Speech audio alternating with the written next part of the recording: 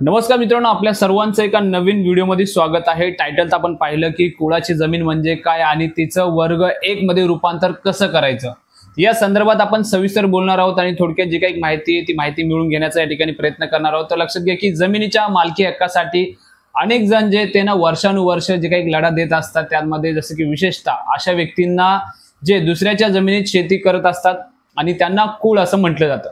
तर एकंदरीत बोलायचं झालं तर लक्षात घ्या की कुळाचा जमिनीवरील जो काही हक्क आहे तो अबाधित राहावा आणि त्यांचं जे काही शोषण आहे ना ते शोषण टाळावं म्हणून महाराष्ट्र शासनाने काय केलं माहिती आहे का, महाराष्ट्र शासनानं कुळ वहिवाट व शेत जमीन अधिनियम लागू केलाय। आता लक्षात घ्या की या कायद्याची जी काही सुरुवात आहे ती 1939 मध्ये झाली। त्यानंतर 1948 मध्ये मुंबई कुळ वहिवाट व शेतजमीन अधिनियम अस्तित्वात आलं। आता यापुढे काय झालं लक्षात घ्या की पुढे 2012 मध्ये या कायद्याचं जे काही नाव आहे ते बदलून महाराष्ट्र कुळ वहिवाट व शेतजमीन अधिनियम करण्यात आलं। यानंतर कुळ म्हणजे काय तर लक्षात घ्या की कुळ म्हणजे नेमकं कोण, कुठल्याही जमीन मालकाच्या जमिनीवर जो व्यक्ती अधिकृतपणे किंवा कायदेशीररित्या प्रत्यक्ष कष्ट करून शेती करतो तो त्या जमिनीचा या ठिकाणी कुळ म्हणून ओळखला जातो। तर लक्षात घ्या की याची जी काही नोंद आहे ती नोंद गाव नमुना 7अ मध्ये या ठिकाणी केली जाते आणि 712 उतार्यावरती उजव्या बाजूच्या रकान्यामध्ये या ठिकाणी कुळ त्याचबरोबर की खंड व इतर अधिकार या ठिकाणी नोंद असते।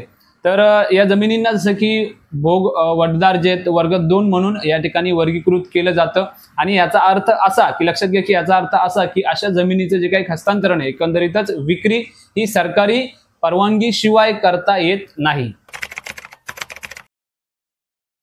त्यानंतर वर्ग 2 वर्ण वर्ग 1 मध्ये जमीन रूपांतरण कसं करावं तर लक्षात घ्या की जर कुळाला स्वतःच्या नावावर जमीन कायमस्वरूपी जर घ्यायची असेल तर त्याने भोग वडदार वर्ग 2 मधून वर्ग 1 मध्ये जमीन रूपांतरित करायची प्रक्रिया ती सुरू करावी लागते। त्यासाठी लक्षात घ्या की यासाठी जसं की तहसील कार्यालयामध्ये तहसीलदाराकडे या ठिकाणी अर्ज करावा लागतो। त्यानंतर जसं की तहसीलदार हे जे काही या प्रक्रियेचे अधिकृत या ठिकाणी प्राधिकरण आहेत। तर एकंदरीत या प्रक्रियेसाठी कोणकोणते कागदपत्र लागतात की जसं की वर्ग 2 मधनं वर्ग 1 मध्ये जमीन रूपांतरित करायची असेल किंवा कुळाची जी काही जमीन ती मिळवायची असेल तर यासाठी लागणारी कागदपत्र कोणती आहेत तर लक्षात घ्या की संबंधित जमिनीचे 1960 पासूनचे जे काही 712 उतारे या ठिकाणी लागतात, त्याचबरोबर फेरफार नोंदीच्या ज्या काही प्रती या ठिकाणी लागतात, त्याचबरोबर खासरा पत्रक लागतं, कुळाचं प्रमाणपत्र या ठिकाणी लागतं आणि लक्षात घ्या की कुळ चालू असल्याचं जे काही चलन लागतं, त्याचबरोबर की कुळाचा फेरफार दाखवणारे जे काही पुरावे सुद्धा या ठिकाणी लागतात। तर मित्रांनो आपण पाहिलं की या सगळ्या प्रक्रियेमध्ये कोणकोणते कागदपत्र लागणार आहेत, तर पुढील प्रक्रिया कशी असते त्यावरती आपण एक नजर टाकूया। तर लक्षात घ्या की अर्ज केल्यानंतर तलाठी व मंडळ अधिकाऱ्यांकडून या ठिकाणी अहवाल मागवला जातो। त्यानंतर जसं की सार्वजनिक जाहीर प्रकटन या ठिकाणी दिलं जातं, म्हणजे जसं की जमिनीबाबत कोणाला आक्षेप आहे का हे तपासलं जातं। जर कुणी या ठिकाणी जसं की हरकत घेतली नाही तर संबंधित अर्जदारास या ठिकाणी सुनावणीसाठी या ठिकाणी बोलवलं जातं। सर्व प्रक्रिया जी ती पूर्ण झाली की सुमारे 1 महिन्याच्या आत या ठिकाणी 712 उतार्यावरनं कुळ जी काही नोंद आहे ती वगळून त्या जमिनीला या ठिकाणी भोग वडदार वर्ग 1 असा जो काही दर्जा या ठिकाणी दिला जातो। हे लक्षात घ्या की ही जी काही नोंद आहे ती फक्त अर्जदाराच्या जमिनीपुरतीच या ठिकाणी मर्यादित असते, म्हणजे जर संपूर्ण गटाचा जो काही कुळ एकच असेल तर जसं की वर्ग 1 नोंद फक्त अर्ज केलेल्या भागापुरतीच या ठिकाणी होते।